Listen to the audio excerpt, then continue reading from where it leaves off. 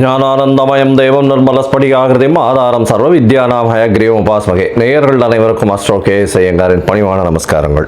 ராகு கேது பெயர்ச்சி 2025 ஏப்ரல் 26 சித்திரை மாதம் 13ஆம் நாள் சனிக்கிழமை ரேவதி நட்சத்திரத்தில் இந்த ராகு கேத்துவினுடைய பெயர்ச்சியாகுது. ராகு கேத்து பெயர்ச்சி அப்படின்றது என்ன அப்படின்னா, ராகு கேத்து இந்த ரெண்டு கிரகங்களும், அதாவது ஒரே கிரகங்கள், ஒன்று தலையாகவும் ஒன்று வாலாகவும் கருதப்படுகிறது. இந்த ரெண்டு கிரகங்களும் பார்த்தாலேயானால் 180 பாகையில் ஒன்றுக்கு ஒன்று இருக்கும்.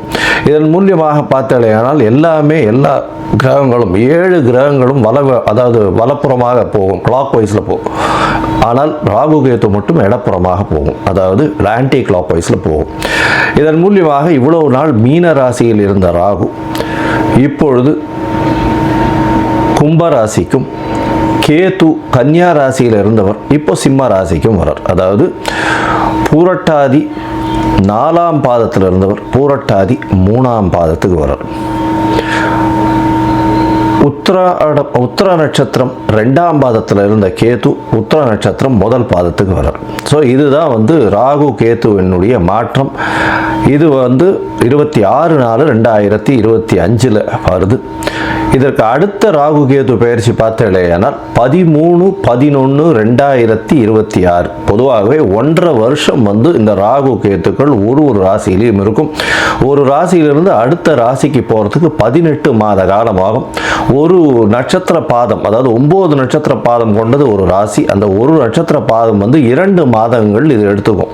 இந்த ராகு கேது ரெண்டுமே பார்த்தேனால் துர்கிரகங்கள், அதாவது அசுப கிரகங்களாக சொல்லக்கூடியது. அதாவது பாம்பே வலியுது அப்படின்னு சொல்லக்கூடிய அளவுக்கு எல்லாவற்றையும் பிடித்து பீடித்து ஆட்கொள்ளக்கூடிய பாம்புகள். ராகுவை விட கேது மிகவும் கொடுமையானது. இது ராகு கேத்துவினுடைய தன்மை.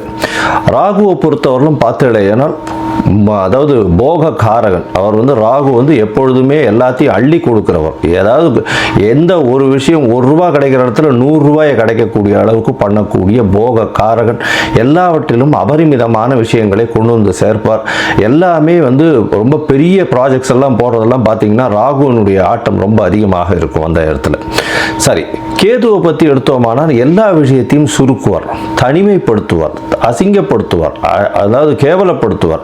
எல்லாவற்றையும் தானே புரிந்து கொள்ள அளவுக்கு எல்லா விஷயத்தையும் அனலைஸ் பண்ணி அதுக்குள்ளே இருக்கிற விஷயங்களை, மூலக்கூறுகளை சென்று பார்க்கக்கூடிய அளவுக்கு அவர் யோசிக்க வைப்பார். தன்னை தானே உணர்தல் அப்படின்றது கேதுவினுடைய ஆதிக்கம் அதிகமாக பொருந்தியவர்களுக்கு நிச்சயமாக உண்டு. இதை தவிர பார்த்தாலேயானால் ராகுவை பொறுத்தவரையிலும் 1 100 ரொம்ப பெருசாக பிரம்மாண்டத்தை கொடுக்கக்கூடியவர். கேது 100 இருந்ததுன்னா 1 ஆகிடுவார், 1 இருந்தால் -100 ஆகிடுவார். அந்த மாதிரி ரொம்ப சுருக்கக்கூடியவர். அவர் இருக்கும் வீட்டையும் பார்க்கும் வீட்டையும் சுருக்கக்கூடியவர். இந்த பொதுவாகவே ராகு கேது ரெண்டுமே துர்கிரகங்கள். ஆனால் சுபர்களுடைய பார்வையோ சுபர்களோடோ சேர்ந்து இருக்குமேயானால் ரொம்ப பெரிய ஏற்றத்தை கொடுக்கும். அதை தவிர பார்த்தேனால் சுபர்கள்னு சொல்றதை விட அவர்கள் எந்த வீட்டில் இருக்கிறார்களோ அவர்கள் ஆட்சி உச்ச மூல திரிகோண வீடுகளாக இருந்து அது ஒரு பெரிய ஏற்றத்தை கொடுக்கும். திடீர் ஜாக்பாட் எல்லாம் அடிக்கக்கூடிய காலகட்டமாக அமைப்போகிறது. அதை தவிர பார்த்தேனால் ராகுவை பொறுத்தவரையிலும், அதாவது வெளிநாட்டிலிருந்து, வெளி மாநிலத்திலிருந்து, வெளி ஊரிலிருந்து, வெளி மதத்திலிருந்து இவர்கள் மூலியமாக உங்களுக்கு இன்வெஸ்ட்மெண்ட் ஃபண்டு வரும். திடீர் வேலை பிராப்திகள் வரும். வெளிநாட்டிலிருந்து வெளிநாடு போகக்கூடிய வேலை பிராப்திகள்லாம் நிறைய வரும்.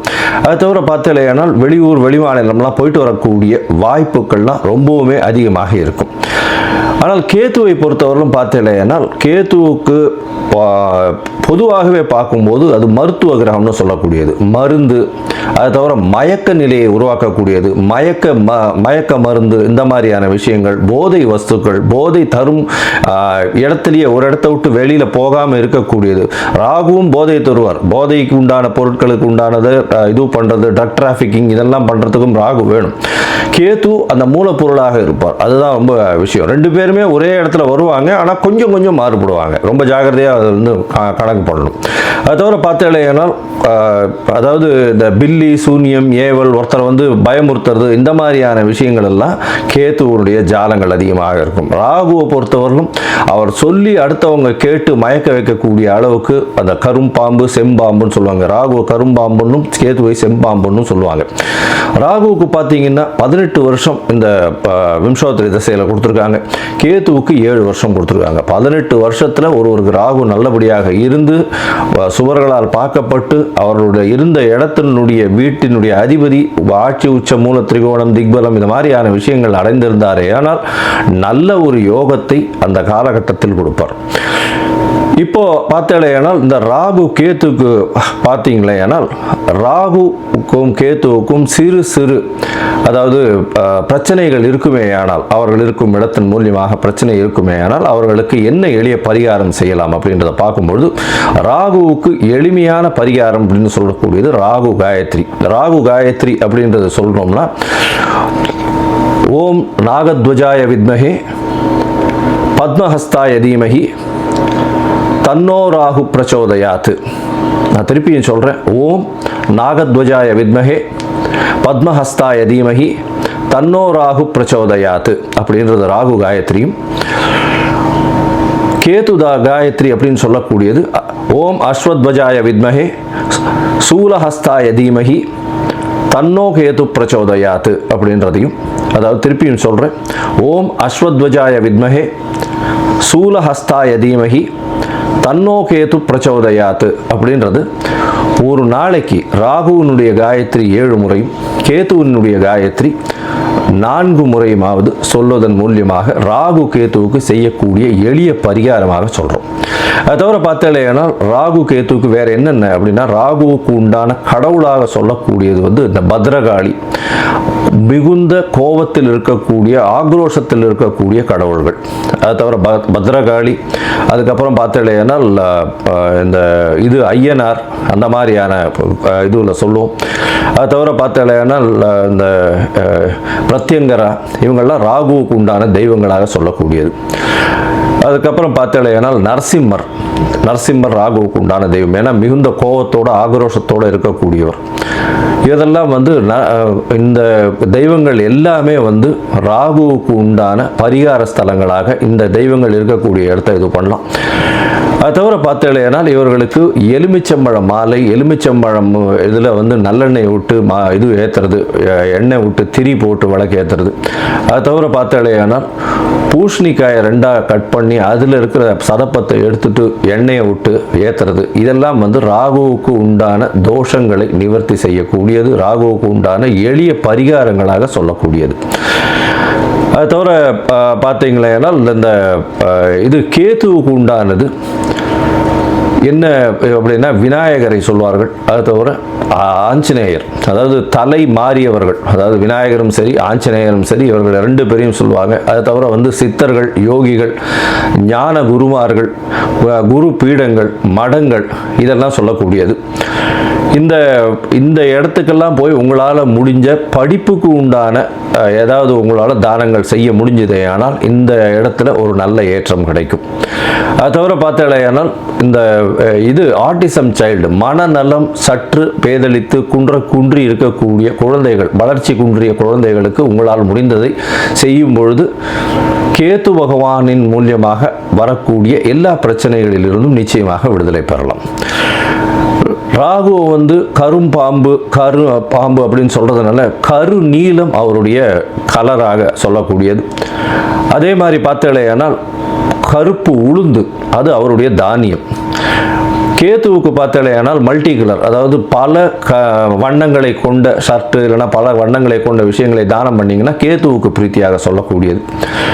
கேத்துவுக்கு வந்து கொள்ளு அது வந்து தானமாக கொடுக்கறதோ, கொள்ளு வந்து தானமாக இது பண்ணுறதோ, அது அந்த தானியம் வந்து கொள்ளு வந்து கேத்துவுக்கு உண்டானது. ராகுவுக்கு பார்த்தீங்கன்னா இந்த சூதாட்டம், கேளிக்கை மையம், அதை தவிர பாரு அந்த மாதிரியான விஷயங்கள் வந்து ராகுவினுடைய இடத்தின் கட்டுப்பாட்டை கொண்டவர் அவர். கேத்துவுக்கு வந்து மடம், அதை தவிர வந்து இது தபோவனம் இந்த மாதிரியான விஷயங்கள். அதை தவிர தனித்து இருக்கக்கூடிய இடங்கள், அதை தவிர வந்து இந்த தவம் செய்யும் இடம், இதெல்லாம் பார்த்தீங்கன்னா கேதுவனுடைய இடமாக சொல்கிறாங்க.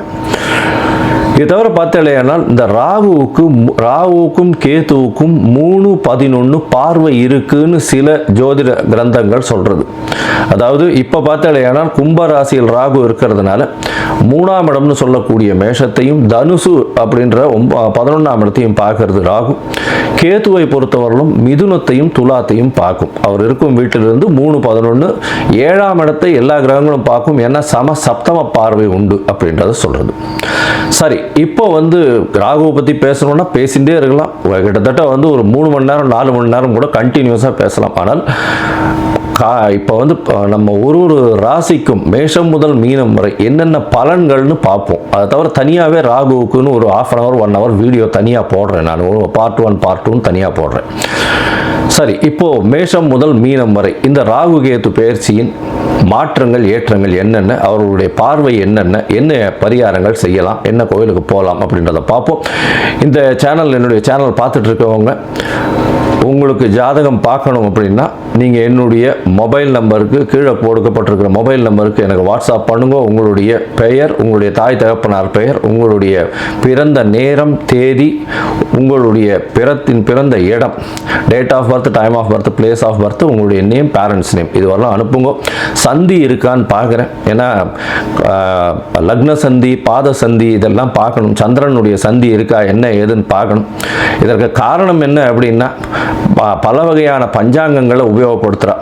பஞ்சாங்கங்கள் உபயோகப்படுத்தக்கூடிய இடமும் வந்து பல இடங்கள் மாறுபடும். அதாவது ஸ்ரீரங்கத்து பஞ்சாங்கத்தில் டெல்லியில் பிறந்த குழந்தைகளுக்கு பேஸ் பண்ணி பார்ப்பா. அப்போது சூரிய உதயமே மாறும். அதனால் சந்தி வரக்கூடிய வாய்ப்புகள் மிகவும் அதிகம். அவங்க வந்து மிருகசீரிஷ நட்சத்திரம் அப்படின்னு நினச்சிட்டு இருப்பாங்க, 2ஆம் பாதம் அப்படின்னு நினச்சிட்டு இருப்பாள். ஆனால் பார்த்தாலேயானால் 3ஆம் பாதத்தில் மிதுன ராசியில் இருப்பாள். இந்த அவள் வந்து 50 வயசு ஆகிட்டு இருக்கும், ரிஷப ராசிக்கு வந்து அர்ச்சனை பண்ணிட்டு இருப்பாள். ஆனால் மிதுன ராசியில் பிறந்திருப்பாள். ஸோ இந்த மாதிரியான மாற்றங்கள்லாம் நிறைய இருக்குது. அதனால் உங்களுடைய ஜாதகத்தை நானே போட்டு அதன் வழியாக சந்தி இருக்கான்றதை பார்த்து உங்களுக்கு உண்டான பலன்கள் என்ன ஏதுன்றதை டிஸ்கஸ் பண்ணுறேன். அதற்குண்டான கட்டணம் என்னன்றது போடுறேன். அந்த கட்டணத்தை செலுத்திட்டு நீங்கள் அப்பாயின்மெண்ட் எடுத்துக்கோங்க. சரி, இப்போது ராகு கேதுவின் பயிற்சி 2025 2026 மேஷம் முதல் மீனம் வரை ஒரு ராசியாக. கும்பம், அவிட்டம், சதயம், பூரட்டாதி இந்த 3 நட்சத்திரம் 9 பாதங்களை கொண்ட ராசி. ராசியின் அதிபதி அப்படின்னு சொல்லக்கூடியவர் சனி. ராசியிலேயே இருக்கார். ராசியிலேயே சனி பகவான் இருக்கார்.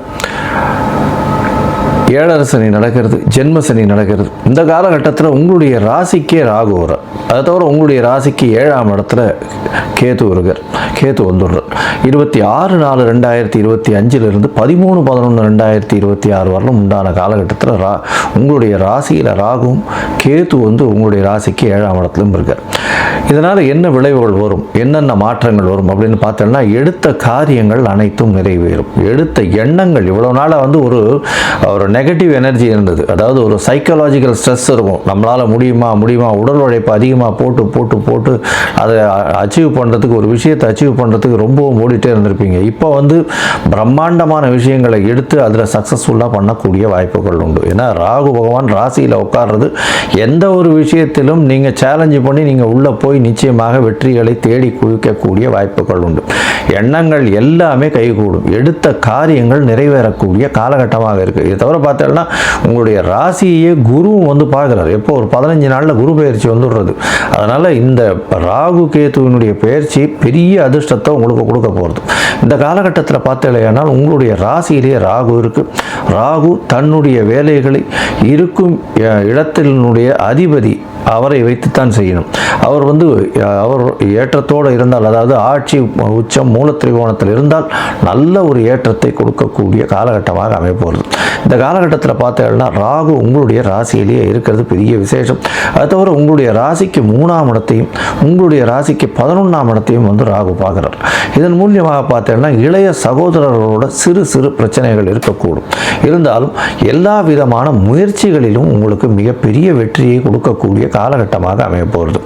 பேச்சு, கட்டுரை, அதை தவிர வந்து எந்த ஒரு எழுத்து பணிகளில் இருக்கிறவங்களுக்கெல்லாம் பெரிய ஏற்றம் கிடைக்கக்கூடிய காலகட்டமாக இருக்கும். இந்த ராகுவின் மூலியமாக பார்த்தாலேயானால் மூத்த சகோதரர்களோடு சற்று பிணக்கு இருக்கும். இருந்தாலும் லாபத்திற்கு கம்மி இருக்காது. தொழிலில் அதீதமான லாபங்கள் வரக்கூடிய வாய்ப்புகள் நிச்சயமாக இருக்கும். இருந்தாலும் 7ஆம் இடத்தில் கேத்து இருக்கிறதுனால கூட்டு தொழிலில் ரொம்ப ஜாகிரதையாக இருக்கிறது ரொம்பவும் நல்லது. கூட்டு தொழில்னு சொல்லக்கூடியதில் அதில் வந்து இன்வெஸ்ட்மெண்ட் போடாமல் இருக்கிறது ரொம்பவும் நல்லது. இதை தவிர பார்த்தீங்கன்னா எதிர் பாலினத்தவர் மூலியமாக சற்று பிரச்சனைகள் வரக்கூடிய வாய்ப்புகள் உண்டு. நண்பர்கள் மூலியமாக பிரச்சனைகள் வரக்கூடிய வாய்ப்புகள் நிச்சயமாக இருக்கும். உங்களுடைய ராசிக்கு இருக்கக்கூடிய 7ஆம் இடத்தில் இருக்கக்கூடிய கேது அவர் உங்களுடைய ராசியின் 5ஆம் இடத்தையும் உங்களுடைய ராசியின் 9ஆம் இடத்தையும் பார்க்குறார். இதன் மூலியமாக பார்த்தோம்னா உங்களுடைய தந்தையின் உடல் நலத்தில் சற்று பின்னடைவு இருக்கக்கூடிய வாய்ப்பு உண்டு. வெளிநாடு பயணம் போகணும், அதாவது படிக்கிறதுக்குன்னு வெளிநாடு பயணம் போகணும்னு பார்க்குறவாளுக்கு இந்த காலகட்டம் சற்று பின்னடைவை ஏற்படுத்தக்கூடிய வாய்ப்புகள் மிகவும் உண்டு. அது தவிர பார்த்தோம்னா உங்களுடைய பதவி, புகழ், அந்தஸ்து, கௌரவம்லாம் ஏறக்கூடிய வாய்ப்புகள் நிச்சயமாக இருக்கும்.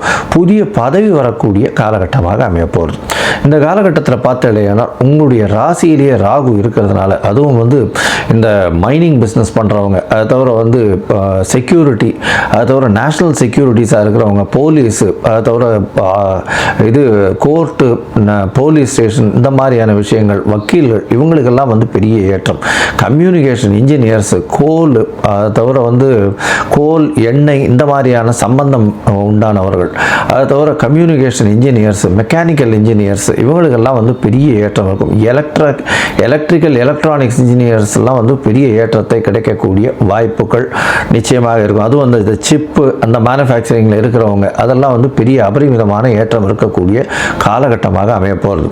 இந்த காலகட்டத்தில் வந்து பார்த்தீங்கன்னா நீங்கள் அருகில் இருக்கக்கூடிய குன்றத்தூர் ஸ்ரீ காமாட்சி அம்மன் கோவிலுக்கு போயிட்டு வாங்க. குன்றத்தூரில் வந்து பார்த்தாலேன்னா காமாட்சி அம்மன் திருநாகேஸ்வரர் ஆலயம் இருக்குது. அந்த திருநாகேஸ்வரர் ஆலயத்துக்கு போயிட்டு வர்றதுனால உங்களுக்கு ராகு பகவானின் மூலியமாக வரக்கூடிய தோஷங்களோ, கேத்து பகவானின் மூலியமாக வரக்கூடிய தோஷங்களோ, பிரச்சனைகளோ நிச்சயமாக அழக்கூடிய வாய்ப்புகள் உண்டு. இந்த மொத்தத்தில் சொல்ல போனீங்களே ஆனால் இந்த கும்பராசிக்காரர்களுக்கு, படிக்கக்கூடிய மாணவர்களுக்கு நல்ல ஒரு ஏற்றம். முயற்சிகள் அனைத்தும் வெற்றி பெறக்கூடிய வாய்ப்புகள் உண்டு. எடுத்த காரியங்கள் அனைத்தும் நிறைவேறும். அதுவும் வந்து உங்கள் அரசியல் பணியில் இருக்கிறவங்களுக்கெல்லாம் வந்து வெற்றி நிச்சயமாக கிடைக்கும். இருந்தாலும் எதிர்பாலினத்தவரை நம்ப வேண்டாம். நண்பர்களுடன் ஜாகிரதையாக இருப்பது நல்லது. கூட்டு தொழிலில் சற்று பின்னடைவு ஏற்படும். அதிக முதலீடுகள் போட வேண்டாம். சொந்த தொழில் பண்பவர்களுக்கு நல்ல ஒரு ஏற்றம் கிடைக்கக்கூடிய வாய்ப்புகள் உண்டு. குழந்தைகள் மூலியமாக அதீதமான ஏற்றம் கிடைக்கக்கூடிய வாய்ப்புகள் நிச்சயமாக இருக்கும். உங்களுக்கு பதவி, புகழ், அந்தஸ்து, கௌரவம்லாம் வரக்கூடிய வாய்ப்புகள் உண்டு. தந்தையின் உடல் நலத்தில் சற்று பின்னடைவு இருக்கக்கூடிய வாய்ப்புகள் உண்டு. வெளிநாடு பிரயாணம், படிப்பதற்குன்னு போகக்கூடிய வெளிநாடு பிரயாணத்தில் சற்று பின்னடைவு இருக்கக்கூடிய வாய்ப்புகள் உண்டு. வேலையில் மாற்றங்கள், ஏற்றங்கள் வரக்கூடிய வாய்ப்புகள் உண்டு. மொத்தத்தில் பார்த்தேனால் இந்த ராகு கேத்துவின் பெயர்ச்சி பெரிய ஏற்றத்தை கொடுக்கும். நீங்கள் அருகில் குன்றத்தூர், சென்னை குன்றத்தூர் பக்கத்தில் இருக்கக்கூடிய ஸ்ரீ காமாட்சி அம்மன் நீலகண்டேஸ்வரர், அதாவது திருநாகேஸ்வரர், காமாட்சி அம்மன் திருநாகேஸ்வரர் கோவிலுக்கு போயிட்டு வர்றதன் மூலியமாக ராகு கேத்துவின் மூலியமாக வரக்கூடிய பிரச்சனைகளும், வந்த பிரச்சனைகளும் உங்களை விட்டு கண்டிப்பாக ஆளக்கூடிய வாய்ப்புகள் உண்டு. இதை தவிர பார்த்தேனால் இந்த கும்பராசிக்காரர்களுக்கு 90 விழுக்காடு பெரிய மாற்றமும் ஏற்றமும் உங்களுடைய வாழ்வில் நிச்சயமாக வரும்.